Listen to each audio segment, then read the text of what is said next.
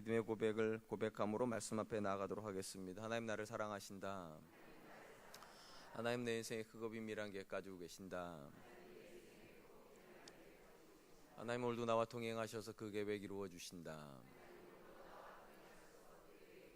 아멘. 그렇게 될 줄로 믿습니다. 아멘. 저희 교회가 이곳에 자리를 잡은 지가 벌써 3년 5개월이 되었습니다.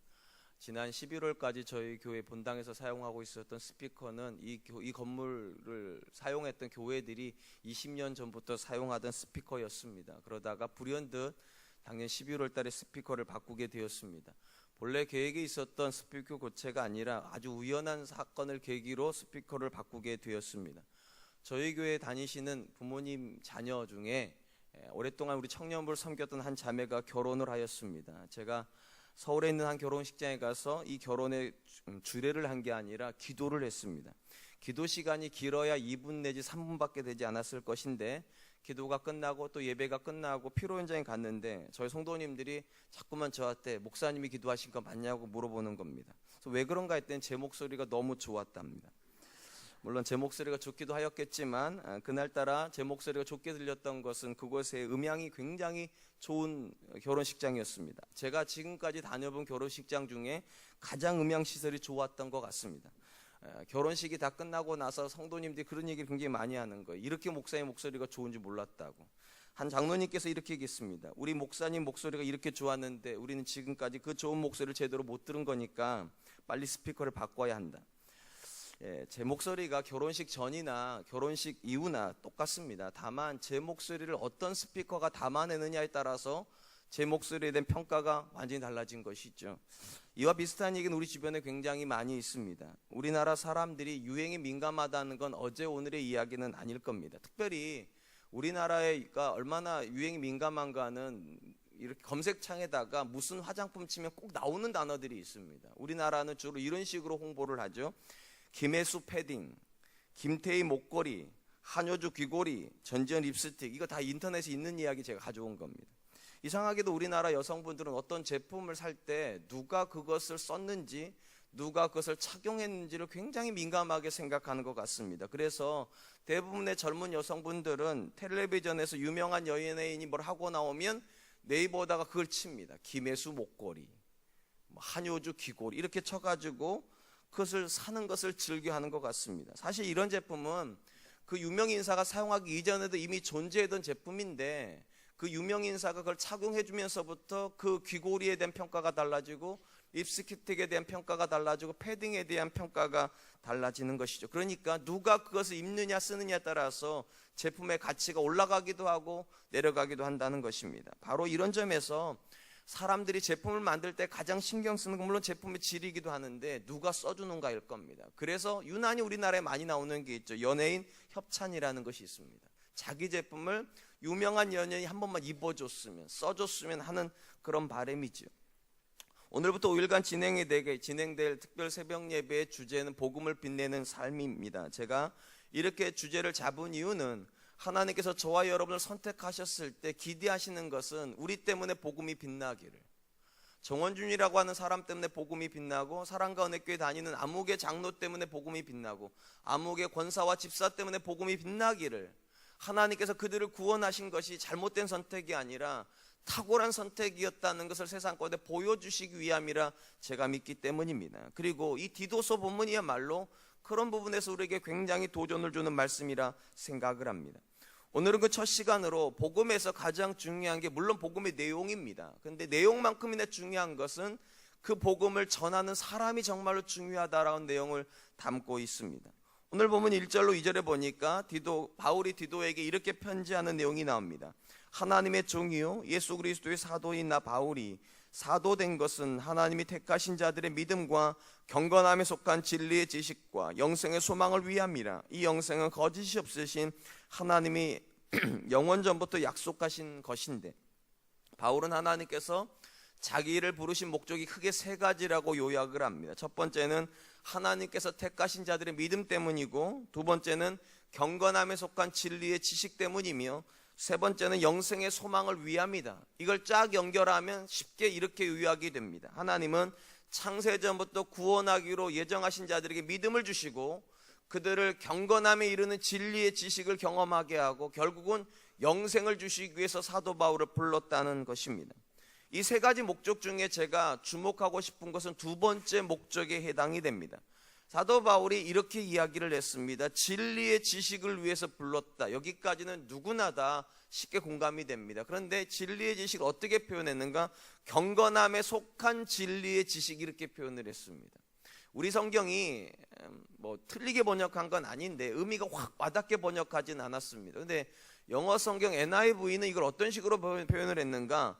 경건함으로 이끄는 진리의 지식이라고 표현을 했습니다. 그러니까 누군가가 구원을 경험하고 진리의 지식을 경험하면 그는 반드시 어디로 도달하게 되어 있는가? 경건함에 도달하게 되어 있도록 하나님께서 하셨다는 것입니다. 우리가 바울 서신에서 공통적으로 확인하는 것이 있습니다. 사도 바울은 성도의 구원이 절대적으로 사람의 노력으로 된다고 말한 적이 없습니다. 오직 하나님의 은혜이고 오직 믿음입니다. 그러니까 쉽게 말하면 믿는 것도 내가 믿은 게 아니라 오직 은혜로 믿어진 거죠. 하나님께서 우리에게 믿음을 주신 겁니다. 내가 믿음을 고백하기 이전에 하나님께서 우리에게 믿음을 주신 겁니다. 이것이 사도 바울이 생각하는 가장 중요한 구원론입니다. 그리고 이 믿음에서 가장 결정적인 역할을 하는 것은 언제나 하나님의 말씀입니다. 로마서에서도 바울이 뭐라고 말하는가? 믿음은 들음에서 나오고 들음은 그리스도 예수의 말씀에서 나온다. 그러니까 예수님의 말씀을 듣는 동안에 성도는 믿음을 가지게 되는 것이라는 것이죠. 그다음 궁금한 건 이것입니다. 그러면 하나님의 말씀을 듣는 모든 사람은 다 믿음을 갖는가? 그렇지 않다는 거 우리 잘 알죠. 아무리 말씀을 들어도 믿음이 안 생기는 사람이 있습니다. 또 이 말은 오해하시면 안 되는 게, 내가 이렇게 새벽에 와가지고 이 자리에 앉아서 하나님의 말씀을 듣는다는 게 꼭 믿음의 표현이 아닐 수도 얼마든지 있다는 사실입니다. 이 부분에서 우리에게 도전을 주는 말씀이 하나가 있습니다. 히브리서 말씀입니다. 히브리서 4장 2절 말씀, 그들과 같이 우리도 복음을 전함을 받은 자이나 들은 바 그 말씀이 그들에게 유익하지 못한 것은 듣는 자가 믿음과 결부시키지 아니함이라. 히브리 저자가 뭐라고 말하는가? 하나님의 말씀이 모든 사람에게, 심지어 교회 공동체 안에 들어와 있는 모든 사람에게 선포되어졌을지라도 그 말씀이 누군가에게 유익하지 않을 수 있다는 거예요. 뭐가 안 되면? 믿음이 결부가 되지 않으면. 여기서 말하는 믿음이 결부됐다는 의미가 도대체 뭘까? 저는 오늘 본문에서 사도 바울이 두 번째 목적을 밝힌 것과 같다, 그 내용이라 생각을 합니다. 쉽게 말하면 하나님의 말씀이, 그러니까 구원의 말씀이 선포되어졌을 때 그 말씀을 내가 받아가지고 경건함에 이르지 못하면 아무 유익이 없다는 겁니다. 왜냐하면 듣기 이전이나 듣고 나서 아무 변화가 없다면 그건 아무 의미가 없는 거죠. 아무 유익이 없는 거죠. 그러니까 사도 바울이 이렇게 생각하는 겁니다. 하나님께서 말씀을 통하여서 성도의 귀를 여시고 마음을 여셔서 믿음으로 반응하게 하고, 그것이 정말로 믿음으로 반응이 되었다면 어떤 결과로 도달하게 되는가? 경건함에 도달하게 된다는 것입니다. 우리 성경에서 이 경건함이라고 번역된 단어는 구약적 개념으로는 거룩입니다. 그리고 이 거룩의 개념에서 가장 강조가 되는 것은 하나님입니다. 그래서 레위기에 보면 하나님께서 뭐라고 말씀하시는가? 나 여호와가 거룩하니 너희도 거룩해라. 그러니까 나와 같이 너희도 되어야 된다, 이런 의미일 거죠. 그래서 오늘 본문의 경건함이라고 경건함이라고 번역된 단어가 영어 성경을 보면 크게 두 가지 단어로 번역이 되는 걸 봅니다. 이렇게 되어 있어요. godliness, 그러니까 하나님처럼 되는 것. 또 하나는 godly lives, 그러니까 하나님처럼 사는 것. 이거를 베드로서는 뭐라고 또 쓰고 있는가? 신성한 성품에 참여하는 것. 다 마찬가지 개념입니다. 누군가가 경건하다, 누군가가 거룩하다는 것은 성경적으로 오른쪽에 끼고 다닌다, 왼쪽에 끼고 다닌다, 이런 개념이 아니에요. 제가 신학교 다닐 때 설교학 시간에 어떻게 배웠는가? 강대상에 올라갈 때 오른쪽에다, 꼭 오른쪽에 들어야 됩니다. 오른쪽에다 이렇게 들고 올라가야 된다. 이게 경건입니다. 신학교에서 배우는, 물론 말이 그렇다는 거죠. 근데 그런 걸 경건이라 부르는 게 아니라, 성경이 말하는 경건은 하나님처럼 사는 겁니다. 그분의 성품을 닮아가는 거고, 누군가가 구원에 이르는 믿음에 도달했다면 그는 반드시 진리 안에서 그 지점까지 가야 된다라고 지금 바울이 이야기하고 있는 것입니다. 그렇다면 궁금한 건 이겁니다. 왜 하나님께서 구원의 믿음을 가지고 있는 자를 진리 가운데서 경건함으로까지 인도하시는 것일까? 3절이 그거에 대한 대답을 가지고 있는 거라 생각이 됩니다. 3절 말씀입니다. 자기 때에 자기의 말씀을 전도로 나타내셨으니 이 전도는 우리 구주 하나님의 명하신 대로 내게 맡기신 것이라. 지금 바울이 이렇게 생각을 하는 겁니다. 하나님께서 성도에게 주시는 믿음을 뭐에다 담아 놓으셨는가? 말씀 안에 담아 놓으셨다는 겁니다. 그리고 이 말씀이 선포가 되어야지만, 전해져야지만 성도가 구원을 얻는데, 하나님께서 이 말씀을 전하는 수단으로 뭐를 선택하셨는가? 전도를 선택하셨다는 겁니다. 우리 성경에 전도라고 되어 있지만 본래 뜻은 선포입니다. 쉽게 말을 하면 구원을 담고 있는 말씀을 하나님께서 직접 우리에게 주신 것이 아니라 사람의 입술을 통해서 선포하게끔, 사람의 입술을 통해서 전도하게끔 만들어 놓으셨기 때문에 그 전도를 하는 대상이 경건해야 된다는 겁니다. 하나님 같아야지만 그 말씀이 권세를 가지게 된다는 것이죠. 그러니까 이렇게 놓고 보면 하나님께서 예정하신 모든 구원의 본질은 말씀이고, 이 말씀에서 또 역시 중요한 것은 그 말씀을 담고 있는 그릇이 누구냐인 것입니다. 제 목소리는 똑같다니까요. 그런데 어떤 스피커가 제 목소리를 담아내느냐에 따라서 완전히 다르게 들립니다. 중음이 강화된 곳에 가면 제 목소리가 중음이 아닌데도 중음이 강하게 나옵니다. 하이톤이 강하게 나온 스피커는 하이톤이 크게 나옵니다. 그러니까 목소리는 똑같을 수 있는데 어떤 것이 담아내느냐에 따라서 전혀 다른 소리가 될 수 있는 것처럼 하나님도 그렇게 생각하셨다는 거죠. 하나님의 복음이 완전한데 누가 그 복음을 담아내느냐에 따라서 전혀 다른 결론이 나올 수 있기 때문에 가급적이면 그리스도를 담고 하나님을 닮은 godliness, 하나님처럼 되어 있는 존재를 가지고 복음을 전하는 형태의 방식을 취하셨다는 것입니다. 앞에서도 제가 말씀드렸듯이 똑같은 목걸이인데 제 한 해가 다 하고 다니면 안 유명해집니다. 김혜수 씨가 하고 다녀 유명해져요. 누가 걱정하지 마세요. 어두움은 빛을 못 이기고 남편은 아내를 못 이겨요.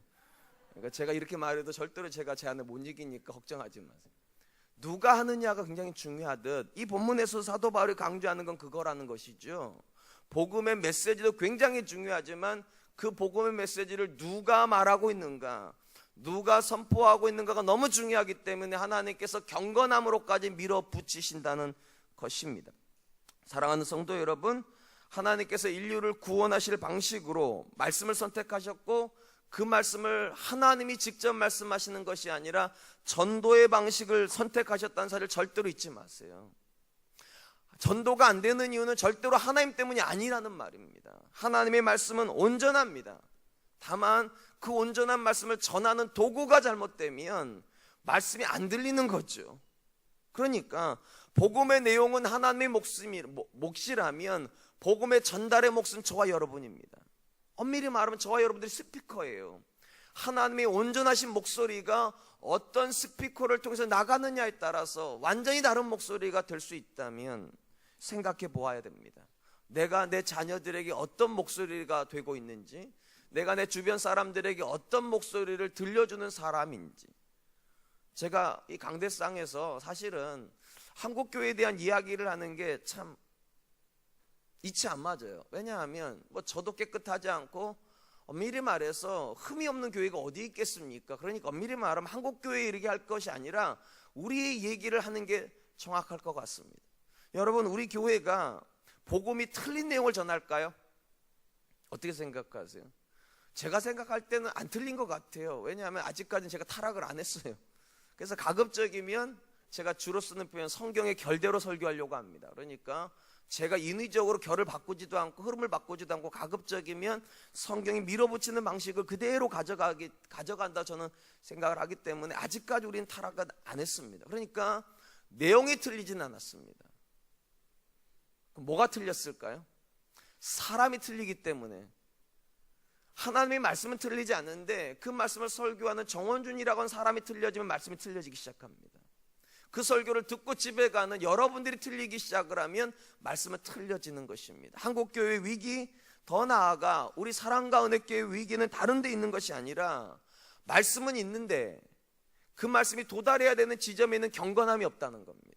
경건함에 속한 진리의 지식인데 경건함이 빠진 진리의 지식만 가지고서는 절대로 전도는 일어나지 않는다. 만약 하나님이 직접 말씀하셨다면 전도가 쉬울 겁니다. 근데 하나님이 이상하게 그렇게 일을 안 하신다니까요. 하나님의 말씀을 전도의 방식으로 선택하였기 때문에 사람이 틀려지면 복음도 틀려지는 겁니다. 그래서 기독교 신앙은 어려운 겁니다. 하나님의 몫이 있고 우리의 몫이 있어요. 우리가 어떤 사람이 되어줘야 되는가에 대한 사명이 있는 겁니다. 내가 내 자녀에게 어떤 부모가 되어주는가가 굉장히 중요한 것이고, 내가 내 배우자에게 어떤 배우자가 되는가가 굉장히 중요한 것이고, 내가 내 손주에게 어떤 할아버지, 어떤 할머니가 되어주는가가 굉장히 중요하다는 것입니다. 왜냐하면 그래야 복음이 증거되니까요. 저는 2017년에 우리 사랑과 은혜교 성도님들 안에 성공하는 사람도 많이 나왔으면 좋겠습니다. 아멘 하세요. 네, 어저께 저 청년부에 그런 얘기를 했어요. 우리 청년부 이상하게 남자애들이 너무 많다고. 보통 다른 교회는 여자애들이 너무 많은데 우리는 남자애가 너무 많아요. 여자애들이 많이 필요해요. 그래서 제가 박보검 같은 남자애가 좀 우리 교회 등록을 하면 좋겠다. 그럼 뭐 전도 안 해도 여자애들이 올 거니까. 그랬으면 좋겠어요. 저도 그냥 좀 우리 교회도 좀 근사한 남자 아이들도 좀 아이돌 같은 애들도 좀 오고 여자 근사한 와가지고 그랬으면 좋겠어요.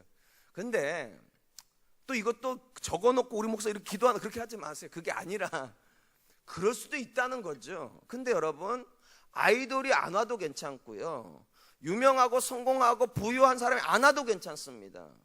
그것 때문에 전도가 되는 건 아니니까.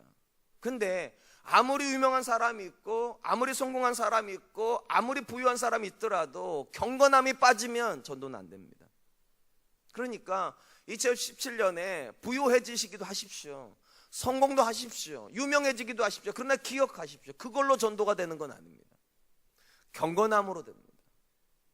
내가 주님을 닮아가고 있는 모습 속에 들어가 있어야지만 그것이 누군가를 영생으로 인도하게 되고 누군가를 복음으로 인도하는 통로가 된다는 것입니다. 그러므로 저는 우리 사랑과 은혜교회가 성공보다 먼저, 부유함보다 먼저, 행복보다 먼저 기도해야 될 제목은 경건함이라고 생각합니다. 주님 닮기 원합니다. 2016년도보다 2017년에 더 주님의 성품에 참여하는 사람 되게 해 주십시오. 이 기도가 우리 새해를 시작하면서 우리가 드리는 첫 번째 기도가 되어야 된다고 믿습니다. 한편 사도 바울은 4절에서 디도에게 편지를 하면서 이런 내용을 담고 있습니다. 같은 믿음을 따라 나의 참 아들이 되었다. 디도한테 뭐라고 말하는가? 너희가 같은 믿음을 가지고 나의 참 아들이 되었다. 그렇게 말을 해요. 이 말은 여러분 굉장히 의미가 있다고 생각을 합니다. 사도 바울은 어떻게 생각했는가?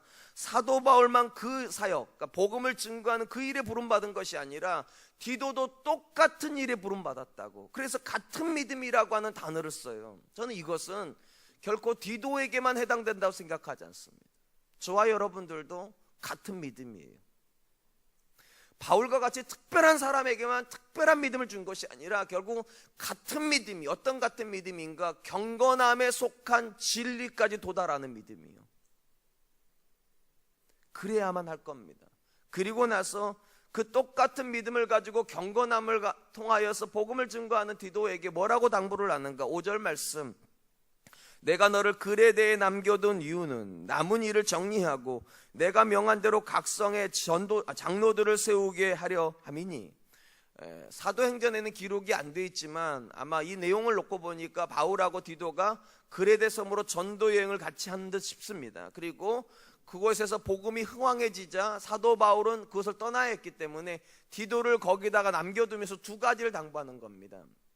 미비한 일을 마치고 그리고 장로를 세우라. 이것이 바울이 디도에게 기대하는 가장 중요한 일이고 앞의 일보다 뒤의 일이 더 강조가 됩니다. 미비한 일이 아니라 장로를 세우는 것이 디도가 그레데 섬에서 해야 되는 가장 중요한 일이라고 그렇게 얘기를 합니다. 그러면서 우리가 이제 이후에 살펴보겠지만 그레데 섬이 어떤 섬인지에 대한 설명이 나오는데, 그레데 섬은 절대로 경건한 섬은 아닙니다. 거짓말쟁이들이 사는 섬이고, 심지어 교회를 다니지만 그들의 행위로 진리를 거부하는, 그러니까 교회 올 때는 굉장히 거룩해 보이는 사람인데 삶의 현장으로 가보면 그 진리가 다 무시가 되는 그런 사람들이 모여있는 데가 어디라고요? 그레데 섬입니다. 그리고 그런 곳에서 디도가 해야 될 일은 무엇인가? 장로를 세우는 일이라는 것입니다. 저는 여기에 굉장히 중요한 메시지가 있다고 생각을 합니다. 어떤 메시지가 있는가? 교회는 어떻게 사회를 섬기는가입니다. 교회가 어떻게 사회를 섬기는가? 오늘날 한국교회는 주로 어떻게 섬기는가? 많은 봉사를 합니다. 여러분 아시는지 모르겠지만 모든 종교를 통틀어서 가장 사회 활동을 많이 하는 종교가 기독교입니다. 가장 많은 구제를 하고요, 가장 많은 봉사를 합니다. 이걸 모르는 분들이 굉장히 많더라고요. 가장 많이 합니다. 근데 이게 틀렸다는 게 아니에요.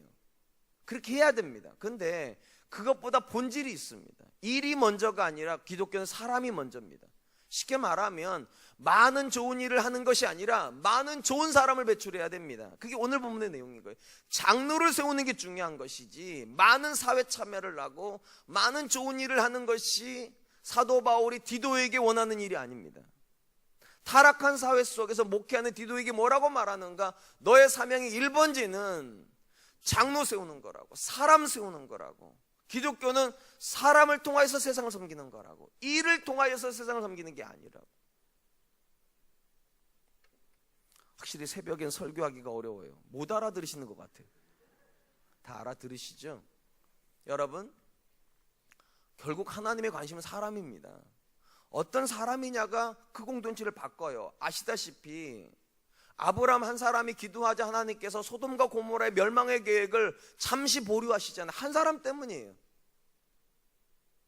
그렇기 때문에 우리가 어떤 사람이 되는가 너무 중요합니다. 오늘 본문에서 사도 바울이 장로를 세우라고 말했던 이 장로는 결국은 그레데 삶의 희망이 되는 사람들입니다. 그들이 있는 한 그 공동체는 살 거거든요. 그들이 있는 동안에 그 공동체는 변화에 대한 꿈틀거림을 시작할 수 있기 때문입니다. 특별히 오늘 본문에 보면 장로들의 특징이 이렇게 나옵니다. 디도서 1장 6절, 책망할 것이 없고 한 아내의 남편이며 방탕하다는 비난을 받거나 불복종하는 일이 없는 믿는 자녀를 둔 자라야 할지니라. 우리가 이후에 나오는 장로 자격뿐만 아니라 감도의 자격을 나타내는 표현들 보면 굉장히 독특한 점이 하나가 있습니다. 교회 내의 생활은 기록을 하지 않고 교회 바깥의 생활에 대한 기록이 굉장히 많이 들어가 있다는 겁니다. 거의 대부분 교회 바깥의 생활입니다. 왜 그럴까요? 상식적으로 생각을 해보면 교회 안에서 잘 섬기는 사람을 세워야 될 것 같은데 교회 안에서 어떻게 사는가의 내용은 거의 들어가 있지 않고 교회 바깥에서 그들의 삶의 현장에서 어떤 존재가 되는가를 굉장히 중요하게 기록해 놓았습니다. 왜 그럴까요? 답은 의외로 간단합니다. 저와 여러분을 부르신 목적이 전도이기 때문입니다. 앞에서 말씀드렸죠. 전도의 방식을 취하셨다고. 그러니까 여러분들을 가지고 교회 안에서 하나님께서 말씀하시려고 여러분을 선택하신 것이 아니라 여러분을 가지고 교회 바깥에다 말씀하시려고 여러분을 선택하셨다는 거죠. 그리고 그들에게 말을 해야 되면 그들처럼 살면서 말을 해야 되는 겁니다. 그래서 그들과 같은 삶을 살고 있는 그런 삶의 현장을 가지고 이야기하는 거예요. 그들과 똑같은 남편이죠, 우리도요. 대신에 어떻게 해야 된다고요? 방탕하다는 고백이 없어야 돼요. 음란하다는 고백이 없어야 돼요. 그리고 일부 다처의 세계 속에서 유일하게 하나님이 내게 주신 한 여자를 사랑해야 된다는 거예요, 장로는요. 그러니까 똑같은 가정이지만 장로의 가정을 통해서 다른 메시지가 나가야 된다는 거예요. 왜냐? 하나님은 경건함으로 말씀하시는 분이시니까. 그런 점에서 성도에게 주시는 도전이 굉장히 많아요. 교회에서 전도하는 거 아닙니다, 여러분. 마치 교회에서 전도하시는 것처럼 사시는 분들이 계세요. 교회는 섬기는 영역입니다. 무슨 말인지 아시냐면 교회는 말을 많이 하는 곳이 아니라는 말이에요. 교회는 몸으로 일하는 곳이 교회는요. 그 말은 어디서 해야 되는가? 세상에서 하는 겁니다. 세상에서 어떻게 말을 해야 되는 것인가? 삶으로요. 내가 어떤 남편이 되었는가로 말하는 것이고요. 복음 때문에.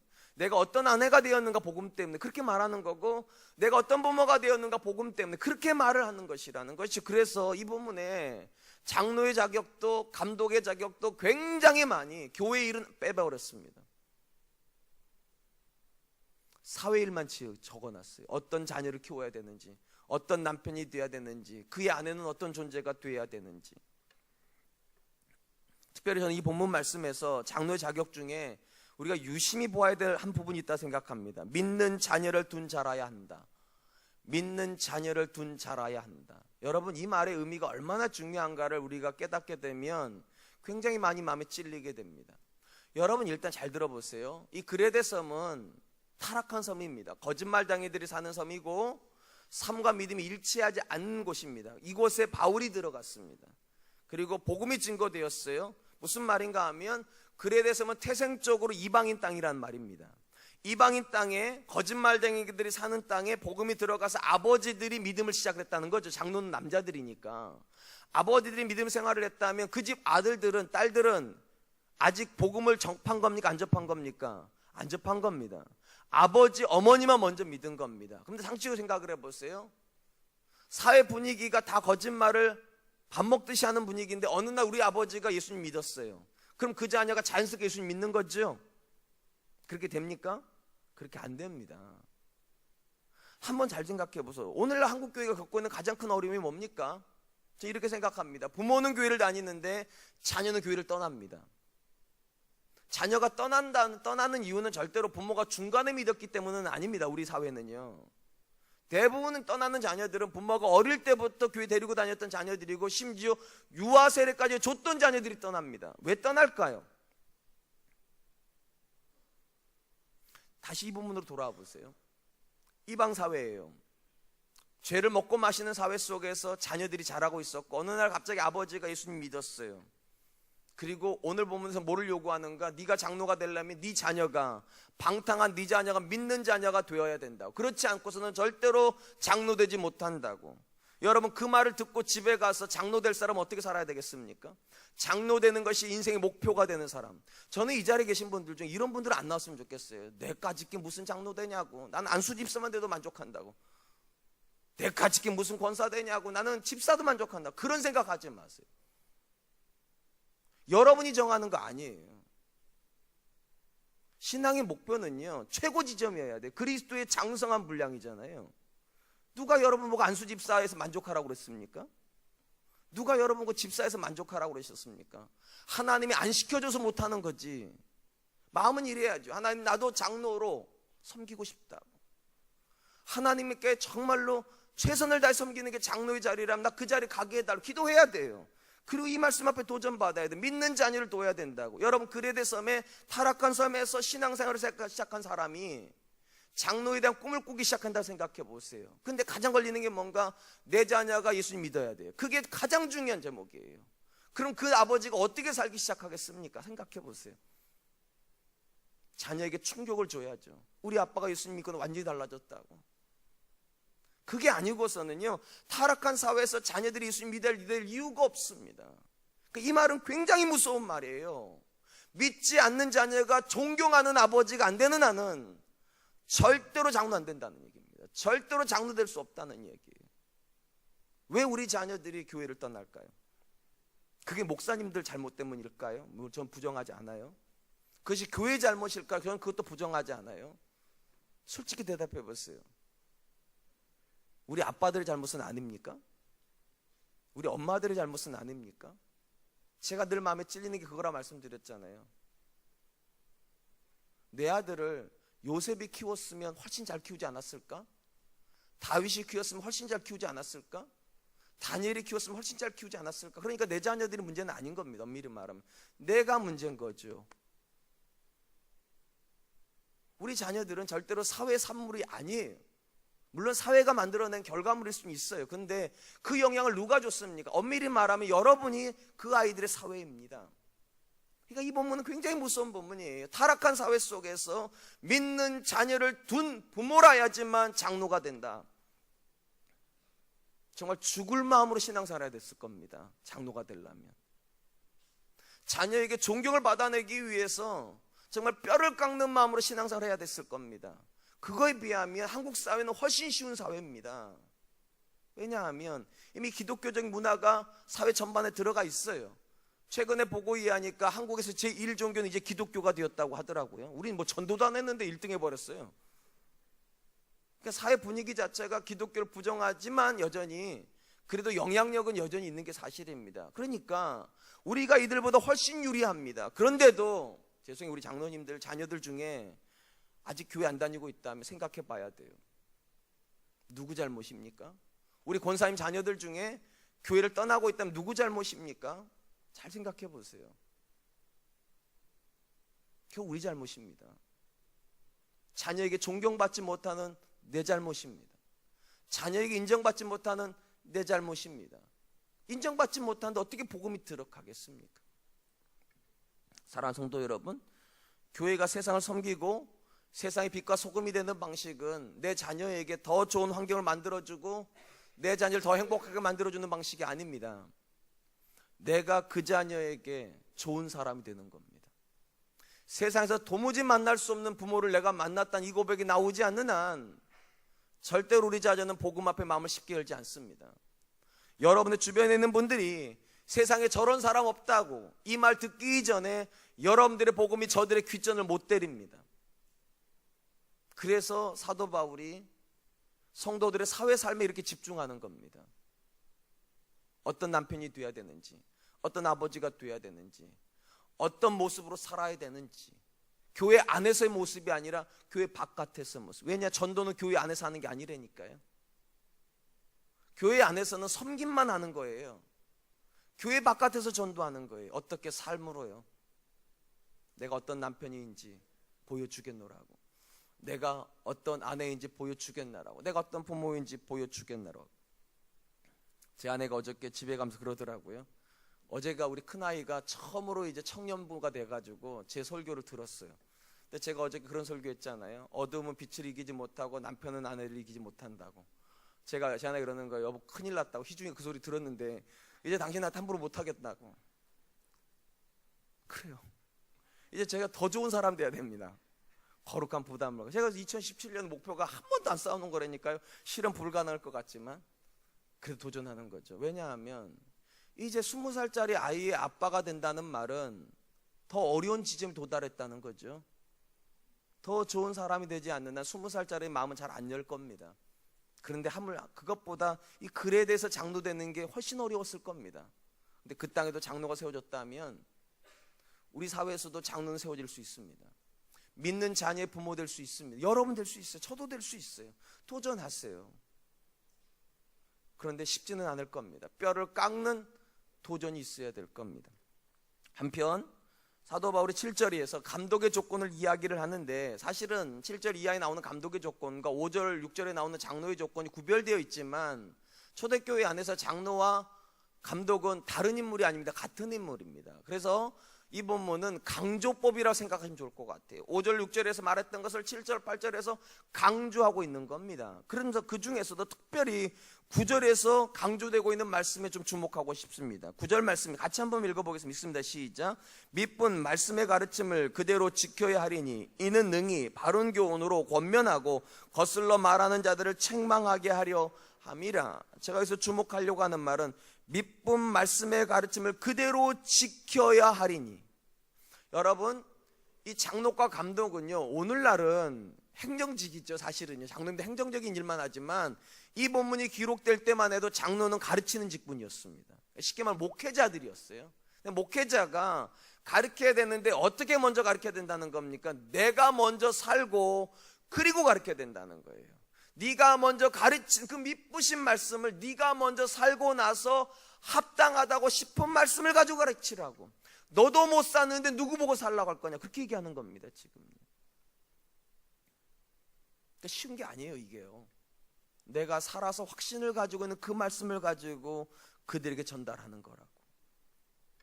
흔히 사모님들끼리 대화를 하면 꼭 빠지지 않는 내용 중에 하나가 이런 거라는 거 아세요? 나는 우리 목사 남편이 강대상에서 안 내려왔으면 좋겠어. 이게 여러분 절대로 오해하지 마세요. 목사님, 자기 남편 목사님이 강대상에 있을 때 제일 멋있다, 그런 뜻이 아니에요. 강대상에 있을 땐 참 옳은 소리도 잘한다는 얘기죠. 강대상에 있을 땐 너무 멋있는 말을 하는데 집에 오면 달라지니까 집에 안 왔으면 좋겠다는 거죠. 강대상에서만 살았으면 좋겠다고. 제 아내가 종종 이런 얘기를 합니다. 우리 교회 담임 목사님이 지난주 이렇게 얘기하셨는데, 그 담임 목사가 접니다. 저도 설교를 하고 잊어버리나 봐요. 제가 설교에 대해. 그러니까 제 아내가 어떤 얘기를 하다가 우리 담임 목사님이 아내한테 이렇게 하라고 그러셨는데, 그리고 지나가요. 그럼 굉장히 많이 찔려요. 그때마다 반성이 돼요. 내가 말을 하고 잊어버리는구나. 그러니까 엄밀히 말하면 살고 말을 했으면 안 잊어버릴 텐데 말을 하고 안 사니까 잊어버리는 겁니다. 오늘 본문에서 디도가는 말이 뭔가? 삶이 먼저 가야 된다는 그 말보다요, 삶이 먼저 가야 된다고. 그래야지만 그 사람이 하는 말이 박히는 거죠. 우리 아빠를 바꿔놓은 말씀이라면 들어야죠. 내 남편을 바꿔놓은 말씀이라면 들어야죠. 내 아내를 새롭게 해놓은 말씀이라면 들어야죠. 그렇게 하는 거죠. 어떤 사람이 말하는 복음이냐가 중요하다고 제가 말씀드렸잖아요. 어떤 사람이요? 똑같은 삶을 살지만 다른 고백을 내는 사람이요. 말이 삶보다 앞서가지 않는 사람이요. 저는 우리 사랑과 은혜교회 2017년에 복음이라는 전체적인 화두를 놓고 내가 이 복음을 어떻게 담아낼 것인가. 복음이 정말로 중요하다면 이 복음을 담아내는 사람도 역시 중요합니다. 누가 그걸 담아내느냐에 따라서 완전히 다른 복음이 될 거니까. 어떤 인생을 사시겠습니까? 이제 말씀을 맺으려고 합니다. 오늘 본문에서 바울이 강조하고 있는 것이 무엇입니까? 사람이 중요하다는 겁니다. 사람이 중요하니까 하나님께서 그 사람에게 전도를 심어 놓으셨다는 거예요. 복음의 말씀을 전하는 방식으로 사람이 전도하게 하셨다고. 그러기 때문에 뭐 하게 하셨다고? 진리로 경건함에 이르게 하셨다고. 저들 안에서 경건함의 모습이 보일 때, 똑같은 가정을 꾸리고 있지만 전혀 다른 아빠가 되어줄 때, 전혀 다른 남편이 되고 전혀 다른 아내가 되었을 때, 심지어 이방인 땅에서 우리 아버지가 장로가 되기 위해서 전혀 다른 아버지가 돼서 믿지 않는 자녀가 존경하는 아버지가 될 때 비로소 그가 하는 가르침이 들어간다는 거죠. 저는 사랑과 은혜교회 성도님들 안에 목표가 있었으면 좋겠어요. 제발 나 같은 사람은 장로 될 자격, 그런 얘기 하지 마세요. 하나님이 안 시키면 하지 마세요. 근데 하나님이 포기하지 않으셨는데 스스로 포기하지 마세요. 그리고 좋은 장로 되시려고 하십시오. 좋은 안수 집사님 되시려고 하십시오. 좋은 권사님 되려고 하십시오. 좋은 집사님 되려고 하십시오. 목표는 하나입니다. 나 때문에 누군가가 그리스도에게로 올 수 있기를, 내 믿지 않는 자녀가 나 때문에 충격을 받아서 하나님께로 올 수 있기를, 그런 목표를 가지고 한 해 사실 수 있는 저와 여러분 되시기를 주님의 이름으로 축원드리겠습니다. 이제 우리 하나님께 찬양할 텐데요, 나 주님의 기쁨 되기 원하는 찬양을 먼저 하려고 합니다. 2017년에 저와 여러분의 목표는 그리스도였으면 정말로 좋겠습니다. 나 때문에 복음이 흥왕했으면 좋겠고, 나 때문에 예수님이 높아졌으면 좋겠고, 나 때문에 우리 하나님이 내 자녀에게 사랑스러운 분이 되셨으면 좋겠고, 존귀한 분이 되었으면 좋겠고, 그러려면 내 마음이 전부가 하나님께 드려져야 됩니다. 내 삶의 목표가 하나님이어야 됩니다. 이 찬양 드리면서 하나님, 내가 주님의 기쁨으로 이 땅 살게 하여 주시옵소서. 우리 같이 찬양하도록 하겠습니다.